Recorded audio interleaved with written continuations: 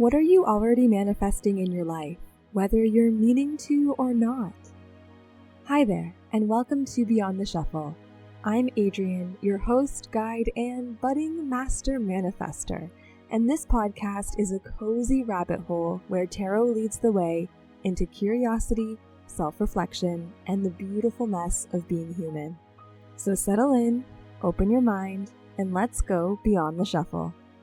This week on Beyond the Shuffle, I want to talk about something that is going around a lot. It has been for the past few years. It feels like kind of a buzzword, but more and more I'm seeing people selling courses on it. They're selling packages on how to do it. There are so many videos on Instagram, Facebook, TikTok, YouTube talking about this topic, and that topic is manifestation. So I have to admit, I was kind of a late bloomer when it comes to manifestation because my introduction to the whole thing was really through social media when everyone was saying things like, oh, I manifested this, and they would tell these wild stories and it seemed so impossible. And their guidance or their tips for how to manifest was just repeat these affirmations every morning when you wake up. Or get a journal and write it 3 times in the morning, 6 times in the afternoon, and 9 times in the evening. And do you want to know the honest truth? I tried it all. I was thinking, hey, if it worked for them, maybe it can work for me. And I always approach things as a little bit of a skeptic. And I think, let me try it. And if it works out for me, maybe it'll also work for someone else and I can share my experience. So I did it. I tried all the things. I repeated all the affirmations. I have a notebook where I was writing things down a stupid amount of times, but nothing was happening. All those things that I really wanted to manifest, that I really wanted to have in my life, they weren't coming true. Doors weren't unlocking. I wasn't getting an abundance of money overflowing into my life. So I chalked it up to, hey, this doesn't really work. And maybe you've had a similar experience where you feel like you've tried all the things and you don't know why it's working for other people and not for you.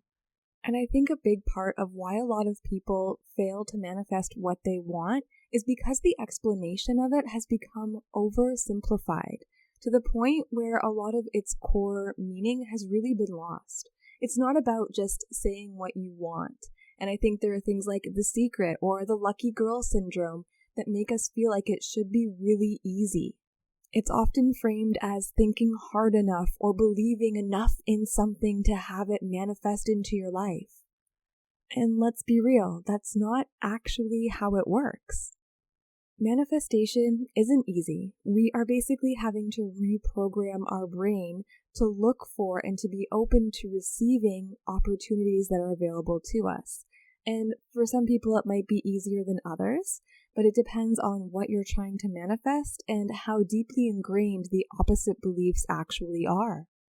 And unfortunately, it's not just about repeating some key phrases and hoping for the best to turn out. That doesn't hurt, don't get me wrong, but it's so much deeper than that. And in the tarot, my favorite card for manifestation is the Magician. And there are a handful of cards that are good for manifestation that we could talk about, but today I really just want to focus on the Magician because he shows us and teaches us manifestation in a practical, intentional, grounded way. But he also makes it happen because the Magician is that act of creation. It's about using your energy to create your reality in the physical world. If we just look at the card, and if you don't have a picture of it, you can check the show notes. There'll be a picture there. You'll see that in the Rider-Waite-Smith version, we have the Magician standing at his table. And the Magician is the reminder that you have all the tools that you need as you are right now to start creating that reality. And his table has a cup, a wand, a sword, and a pentacle, a representation of each one of the tarot suits. It shows that we have the emotional capacity, we have the will and the motivation, we have the thought and the mindset work to do that can make us get there, and we have the practical resources and really the energy and time. You'll see he has one hand up in the air, he has one hand pointed down, and that very much is connecting our inner world to our outer reality, as above, so below. And the way that I really relate to that is that our thoughts create feelings. And our feelings are what drive our actions, which leads to our outcomes. And we need to remember that we don't control our thoughts, but we do control how much power we give to our thoughts. And that's really where the energy of manifestation comes in. And we'll circle back to that in a minute because I have more to say about the magician. We see the infinity symbol above the magician's head, which is that ongoing creative energy. It's that reminder, too, that manifestation is a process. It's not one moment in time where you figure it all out, the light bulb goes on, and everything starts falling into place. It's also about the limitless potential that exists here in the universe. One of my favorite little details to the magician is that around his waist, he has a belt that is shaped like an Ouroboros, which is one of my favorite symbols. It's on my logo, so you know I like it. And that's a symbol of cycles, of death and rebirth, and of transformation. And I love to tie this to the act of manifestation because the Ouroboros reminds us that sometimes destruction is a necessary part of manifesting what we desire, because the universe sometimes has to clear things out of our way so that we can make the space for what we need. And all around the magician, we see the roses, the abundance, the beauty, the life that is being created through this energy. And that's why I always say that the magician is the master manifester. He knows how to work with the energy. He knows how to use his tools and to take intentional action towards that which he desires. Because manifestation is feeling it from the inside out. It's using the energy, the emotion behind it first to make yourself realize that A, it's possible, and B, in some weird way, it's actually already happened. And this is where things get a little bit weird, but our brain doesn't actually know the difference between imagination and reality. So that's why a big part of manifesting is that visualization process. And I'm not someone who can visualize and see things. So if you have that as well and you're like, oh, I don't really see much when I visualize, or I only see colors or blobs or whatever, maybe nothing at all, there's nothing wrong with that. You can still manifest without having the ability to actually see those things. But manifestation is more about getting energetically in alignment on the same vibration of that which you desire, because that's when the doors start opening and things start moving. But we have to remember that sometimes it comes in ways that we're not expecting. So we can't get married to the process of how it comes to us. And I think that's a big part of where people get stuck. Instead of just trying to manifest the outcome, we're trying to manifest the way in which it arrives. And that doesn't work. That's not how things can unfold with ease. A large part of manifestation isn't about waiting for permission or being 100% clear on exactly how things have to go. It's not about overthinking. It's not about having this pile of tools that you have to draw upon because you already have them all within you. So if you want to create your reality, you have to step away from it being perfect, from being afraid to receive, from being afraid to be seen, and from being afraid of doing it wrong.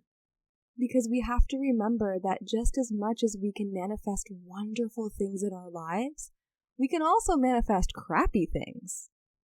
For example, just on a really basic level, have you ever had a day where you just kind of felt crummy and tired, and you're going through the whole day telling yourself how tired you are, how much you don't want to be at work, how you can't wait to go home and sleep, and as the day goes on, you feel dragged down more and more and more?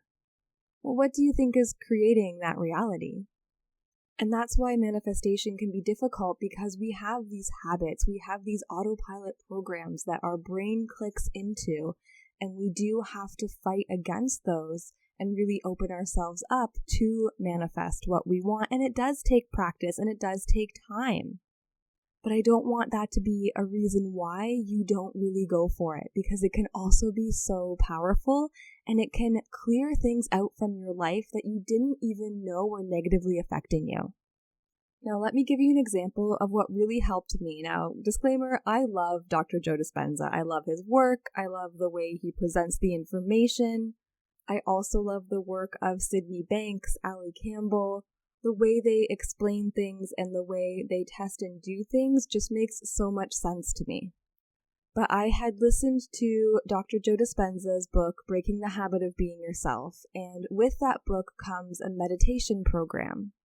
And I thought, you know what? I'm going to give it a try because I literally have nothing to lose, right? Why not?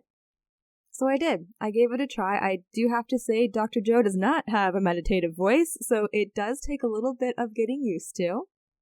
But by the second week in, things were changing in my life that I could not have ever planned for or believed in the best of ways. New opportunities were coming in that I was just shocked were even there. Energy that was in my way, that was really holding me down, holding me back, was being cleared out little by little, and it was uncomfortable. It was hard to do the meditation every day. By the end of it, you're doing an hour, and that for me was a long time. And sometimes I fell asleep in them. Let's be completely honest here. And I'm not saying you have to do Dr. Joe Dispenza's hour-long meditations every day to make manifestation work for you, but it was the discipline and the putting the energy into it and aligning myself with this thing I actually wanted and the things I wanted to open up for me that started making everything work. And I was like, oh my gosh, it's real.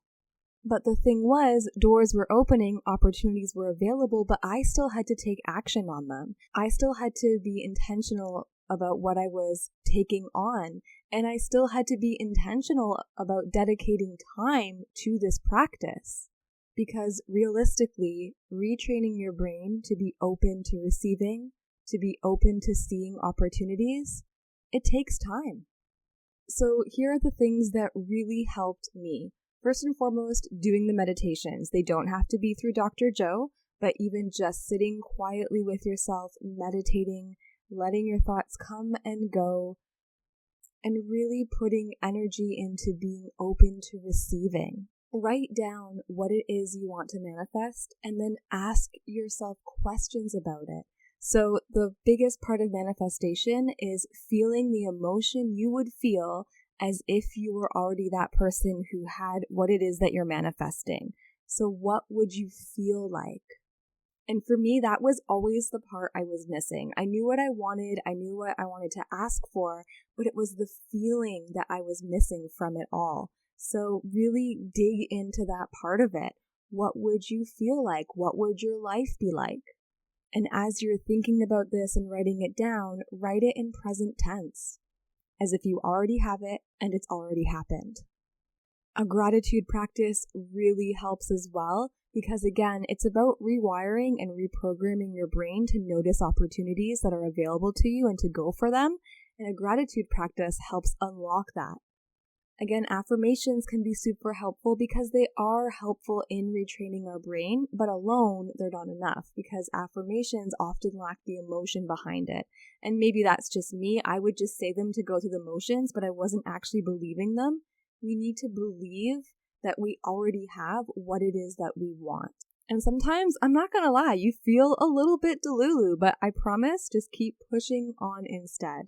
Another thing that can really help is thinking about, okay, the version of me who has manifested this, what would they be doing? What would their life be like? And how can you start incorporating that into your life now? Maybe that person gets up at 7 a.m. Okay, well, you work on getting up at 7 a.m. It's not going to happen overnight, and that's okay. But whatever you can do to align yourself with being that person in the here and the now will help you manifest what you want with much more ease. Because remember, it's intentional action that the magician is doing to call in that energy, to draw it down. So that's where the intention comes in. Okay, I know I said earlier that the feeling part was the biggest shift for me, but actually I think it was letting go of the expectation of how it has to appear. Because I think that welcoming in the unknown, that's the hardest part, because we want to feel safe and we want to have an idea of how things are going to go. But by trying to predict that, we're blocking ourselves off from things, and we don't want that. And I know it always sounds cheesy when people say this, but I do believe there is infinite potential out there. There is a version of you out there somewhere in space and time that is living the life that the you now really wants to have. But we have to remember that it takes work, it takes effort, it takes practice. And it can be easy in this 3D crazy world to get discouraged and to get drawn off course. So with that in mind, make sure that you're giving yourself a little bit of grace too. And because for me, everything has to come back to tarot, I do think it's important to remember that we can also use tarot to get really clear and to help us manifest what we want. Now, this is a masterclass that I'll be hosting in March through the Tarot Lab. So we're doing tarot for manifestation. But if you want to get a head start on January 21st, I'm also hosting tarot for intention and goal setting. And if you're catching this after the fact, do not worry, because the Tarot Lab is my membership program. So it's a masterclass series, and if you sign up before the masterclass happens, of course you can attend live, but if you sign up after, you still get access to all of the past masterclasses. And the Tarot Lab is just a really wonderful, supportive way to learn how to work with the tarot in different ways, to gain fluency and confidence in reading the cards. We have tarot practice sessions every month, plus 2 office hour drop-ins where you can ask any questions you want. You can get a free reading at that time from me if you want. So that is all available at adrianamari.com/thetarolab. And if you have any questions about it at all, please reach out. I would love to see you inside the lab. I am so excited about it. It's really going to get going after the masterclass on the 21st.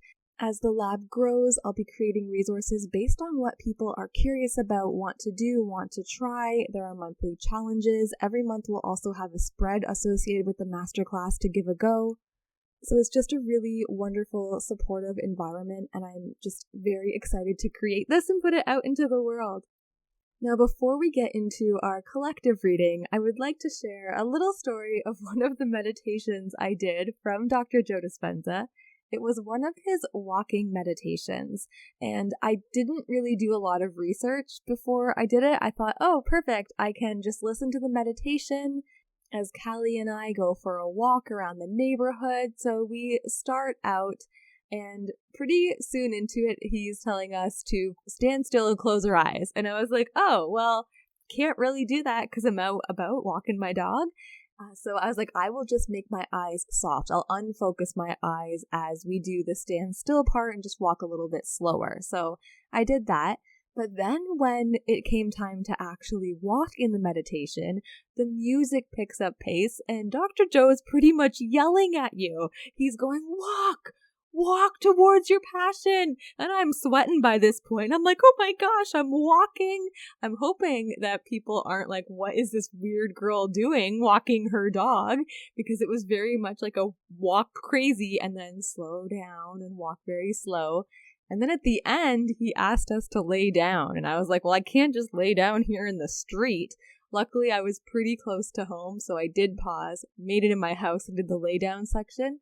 But that was my experience with the walking meditation. So if you do decide you would like to try one, please do it in your home or somewhere where you can stand and lay down without feeling awkward about it. Now for our collective reading, I wanted to ask the cards, what does the collective need to know about manifestation? What do we need to understand or realize? And I am using the Rider-Waite-Smith deck because I guess I felt like Old Faithful today. And you can see a photo of the cards pulled in the show notes or by going to adrianamari.com/podcast. Now the 3 cards I pulled are Death, the Page of Swords, and the Moon. So let's jump right in with Death. And Death is that reminder that something needs to be released before something can be created. Very much like I was saying, we have to rewrite those old narratives and those old beliefs. So any identity, belief, attachment, or expectation that you're holding on to in terms of what you're trying to manifest, let it go. Those old stories we tell ourselves, those old versions of ourselves, they take up energetic space and emotional space. And if we really want to manifest our desires, we can't be hanging on to that old stagnant energy. And it's not saying that we have to forget who we are or what we've learned, but be grateful for it instead of holding on or clinging to it.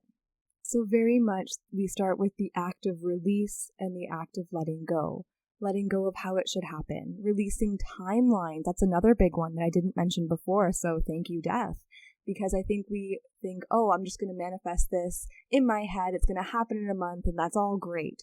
So if you really try to pigeonhole yourself into something, you are not allowing what could be to take place. So release the timelines, the roles, the expectations, the versions of yourself. And we also have to end the unconscious patterns, because obviously you can manifest good and bad. And a lot of the time we get stuck in these unconscious patterns, and that's why things go the way they go. Nothing changes because we keep thinking and doing the same.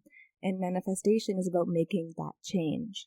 That leads right into our lovely Page of Swords, and she's the reminder to be curious, to keep your mind open to all the potential that exists out there, to not get stuck on one thought, but really open your mind and open your perspective.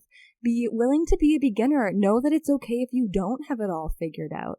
Be willing to observe your thoughts. And by observe, I don't mean criticize. Try different ways of manifesting to see what works for you. Use different language. Use words that are more in alignment with what you're wanting to create. Experiment. It's not all going to work for you, and that's okay. Because I can honestly say, without fail, manifestation started to work for me when I let go of being certain and just got curious. And I think with the page too, I always see swords as a suit of expression, and they're great for writing. So to me, that comes up to say, write it down as well.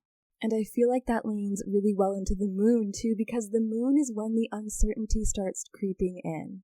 And it's that reminder that even though we might know exactly what we want to manifest, it's okay if the path to get there feels unclear.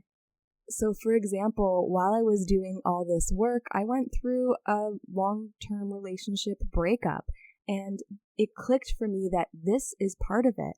This is that manifestation working and clearing out some of the things that were standing in my way of getting to be who I really wanted to be. So sometimes it's uncomfortable, and sometimes you're like, why is this happening? But it's about trusting yourself and trusting the process, because you're not always going to know if you're doing it right. And there will be times where the emotions are uncomfortable. And I think this actually really speaks well to manifestation, because a lot of the things we want to manifest are obviously things that we don't have now. And a big reason why we don't have them now is because we actually are uncomfortable with the emotion behind receiving them. So a lot of that comes down to what you believe you're worth, what you believe you're capable of, and the emotions that go along with that and the fears that go along with that. So there will be some difficult emotions that come up as you're doing this work. There will be fears that are coming up as you're doing this work. So bring them to the light and work through them, because your subconscious mind has to recalibrate for manifestation to work. Ooh, I also love with the moon card the idea of not retreating, because sometimes with the moon we get overwhelmed, right? The shadows start to take hold, things look scary at night, and we try to run away and hide. And we can't do that if we really want to step into that power. So move through the energy gently. Trust your intuition, trust your inner knowing, because I promise you, once you start doing it and you see the little things lining up, and it'll probably start with little things at first. And I think that was the other kind of misunderstanding or difficult aspect for me, because I was hearing all of these people's stories about manifesting, but it was all like the big stories. Like, I manifested my dream vacation, I manifested my dream house, my soulmate, or my true love, or whatever it is. And to me, it was just like, wow, that's so amazing. And here I am, and I can't manifest diddly squat. I can't even manifest an ice cream cone. You know what I mean? So I would say start small and notice the little things that begin to unfold, because that will make the path much more easy to follow and to trust. Okay, it's funny that I just said ice cream cone. I'm sitting here thinking about it because so many times this past summer, I would be sitting here being like, man, I want to go for ice cream. And my dad would call me and be like, hey, I want ice cream. Do you want some? And now I'm like, oh man, I did manifest the ice cream cones.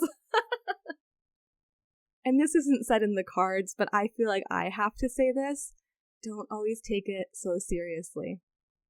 Okay, I'm a little all over the place because I do have to go back to the Page of Swords because this just came into my mind.